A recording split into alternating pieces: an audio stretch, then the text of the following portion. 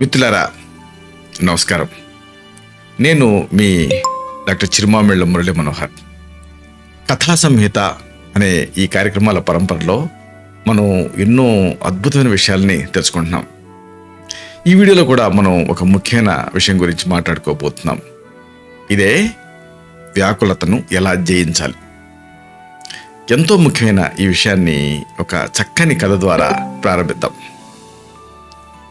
పూర్వం ఒక పెద్ద ఊరు. ఆ ఊర్లో ఒక జమీందారు ఉండేవాడు. జమీందారు అంటే జమీన్కి దారుడు, అంటే బాగా ఆస్తిపరుడు. అంత బాగానే ఉంది, కానీ ఎప్పుడు కూడా అనారోగ్యం పాలవుతానేమో అనేటువంటి భయంతో టెన్షన్ పడుతూ ఉండేవాడు. అతనికి నిజానికి ఎలాంటి అనారోగ్యం లేదు, కానీ అనారోగ్యం పాలవుతానేమో అన్న టెన్షన్తో గడుపుతూ ఉండేవాడు. ఒకరోజు పొరుగురులో ఉండేటటువంటి అతని స్నేహితుడు ఈ జమీందార్ని చూడటానికి వచ్చాడు. జమీందార్ పరిస్థితిని గమనించాడు ఆ స్నేహితుడు. ఇక లాభం లేదనుకొని జీవకుడు అని ఒక గొప్ప వైద్యుడు అతని దగ్గరికి ఈ జమీందార్ని ఆ స్నేహితుడు తీసుకెళ్ళాడు. ఆ జీవకుడు ఈ జమీందార్ని జాగ్రత్తగా పరీక్ష చేశాడు. నాడి కూడా చూశాడు.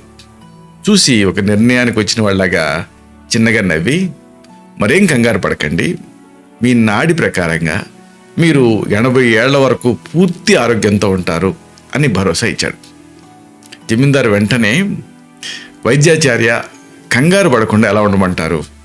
80 ఏళ్ల తర్వాత నా గతి ఏమవుతుంది? ఇది కదా నా బాధ, నా చింత అన్నాడు. జీవకుడికి ఆ జమీందారు మనస్తత్వం అర్థమైపోయింది. హితబోధ చేయాలనుకున్నాడు. అనుకొని ఆ జమీందారుతో ఏమన్నాడంటే, దీనికి ఒక మంచి పరిష్కారం ఉంది. రేపు ఇదే సమయానికి ఇంట్లో పంచభక్షాలతోటి సుష్టిగా భోంచేసి ఇక్కడికి రండి అన్నాడు. జమీందారు సరే అని వాళ్ళ ఊరు వెళ్ళిపోయాడు. మర్నాడు వచ్చాడు. ఇక ఈ రాజవైద్యుడు జీవకుడు ఆ జమీందారుని చూసి తనతో పాటు భోజనానికి కూర్చోమన్నాడు. జమీందారు వెంటనే, లేదు వైద్య, నేను ఇప్పుడే భోంచేసి వచ్చాను అన్నాడు. జీవకుడు, తిన్నప్పటికీ మళ్ళీ తినండి, ఎందుకంటే ఈ వైద్యాలయంలో మీరు రేపటి వరకు ఉండబోతున్నారు.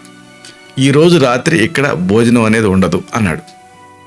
ఆ జమీందారు తెల్లబోయి, అదేమిటి వైద్యాచార్య, 2 పూటలకు సరిపడా ఒకే పూట ఎలా తినగలం?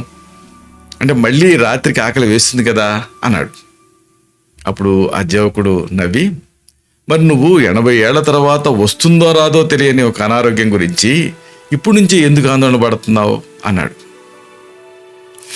ఈ చిన్న కథ మనకు ఎన్నో జీవన రహస్యాల్ని విప్పి చెప్తుంది. కాబట్టి ఈరోజు మనం తెలుసుకోబోయేది ఇదే, వ్యాకులతను ఎలా జయించాలి. చూడండి, శాంతిగా ఉండటం అనేది ఎంతో అవసరం. వ్యాకులతతో, మనస్తాపంతో విందు భోజనం ఆరగించే కంటే కూడా మనశ్శాంతితో ఒక చిన్న రొట్టె ముక్కైనా సరే తిన్నగానే హ్యాపీగా ఉంటుంది. వ్యాకులత, కుంగుబాటు, చింత ఇవి మానసిక ఆరోగ్యం మీదనే కాదు, భౌతిక ఆరోగ్యం మీద కూడా ప్రభావం చూపిస్తాయి. ఆయుర్వేదం దీన్ని ఘృతపాత్ర న్యాయం అంటుంది. వ్యాకులత రేపటి బాధల్ని తొలగించదు, కానీ నేటి బలాన్ని హరిస్తుంది. ఇది ముఖ్యమైన విషయం. నిజానికి ప్రపంచంలో ఒత్తిడి, వ్యాకులత అనేవి ఉండవు. ఇది పరమరహస్యం. అంటే మన ఆలోచనలే ఈ నమ్మకాల్ని కలిగిస్తాయి. చూడండి, ఒత్తిడిని మనం తాకలేం, చూడలేం. మనుషులే ఆ ఒత్తిడిని కలిగించే ఆలోచనతో ఉంటూ ఉంటారు. ఇది ఇక్కడ ముఖ్యమైన విషయం. చాలాసార్లు మనకున్నటువంటి భయాలకు అర్థం అనేది ఉండదు. అనవసరంగా ఈ వ్యాకులతకి గురవుతూ ఉంటాం. అలాగే మనస్తాపం తెచ్చుకుంటూ ఉంటాం. ఈ క్షణంలో జీవించడం అనేది మనం నేర్చుకోవాలి. అంటే ప్రస్తుతం గురించే ఆలోచించాలి. ఎప్పుడో ఏదో జరగబోతుందని దాని గురించి వ్యాకులత అనేది చెందకూడదు. చూడండి, ఇక్కడ మీరు ఒక ముఖ్యమైన విషయం గమనించారో లేదో, మనం లేకముందు నుంచి ఈ ప్రపంచం ఉంది. అలాగే మనం పోయిన తర్వాత కూడా ఈ ప్రపంచం ఇలాగే ఉంటుంది.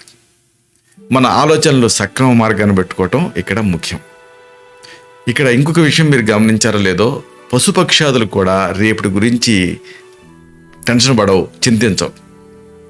కాబట్టి ఇక్కడ ముఖ్యంగా మనం చెప్పుకోవాల్సింది ఏమిటి, మనసుని స్థిరపరచడం ఎలా, ఈ పద్ధతుల్ని వరుసగా తెలుసుకుందాం. ఇవి మీరు తేలిగ్గా ఆచరించవచ్చు. అంటే మనలోని ఆందోళన తగ్గించుకొని మనసుని శాంతపరిచేటువంటి మార్గాలు ఇవన్నీ. అంటే ముందు మనకు క్లారిటీ ఉండాలి, మనం భయం ఏమిటి అనేది మనకు తెలియాలి, దాన్ని ఎదుర్కోవాలి. అంటే మన ఆలోచన సరళిని మనం ప్రశ్నించుకోవాలి. ఏకాగ్రతతోటి దీర్ఘ శ్వాస తీసుకోవాలి.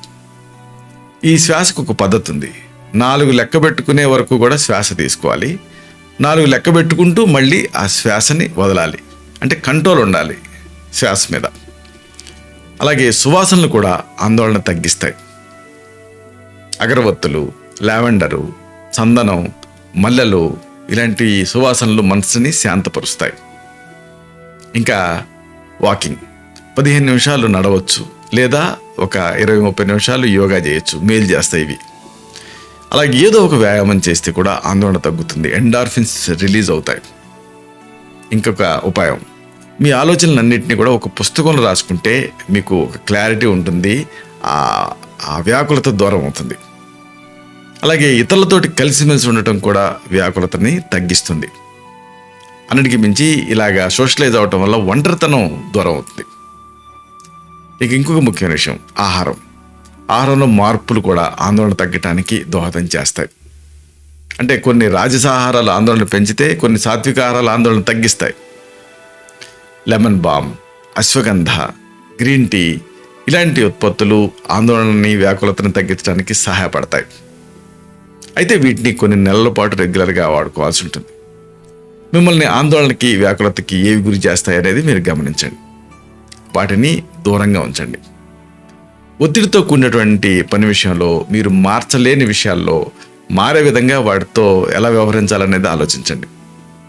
సాధారణంగా ఆందోళనకి ఒత్తిడికి కారణమయ్యే విషయాలు ఏమిటి అంటే, ఒకటి ఉద్యోగం, అలాగే పనిచేసే పరిసరాలు, ఇంకా డ్రైవింగ్ చేయటం, ప్రయాణాలు చేయటం, కుటుంబంలో వారసత్వంగా వచ్చినటువంటి ఆందోళన ఉండటం, అలాగే కొన్ని రకాల డ్రగ్స్ని వాడుతూ ఉండటం, కొన్ని రకాల మందులు ఉన్నట్టుండి ఆపేయటం, కొన్ని రకాల మందుల ప్రభావం అడ్వర్స్గా ఉండటం, అలాగే మనసుకి శరీరానికి తగిలిన గాయాలు, ఇంకా నిబిడీకృతమైనటువంటి భయాలు, కొన్ని దీర్ఘకాలపు వ్యాధులు, అలాగే నిరంతరం వేధించే నొప్పులు, మానసిక రుగ్మతలు ఇవన్నీ వ్యాకులతకు కారణాలు.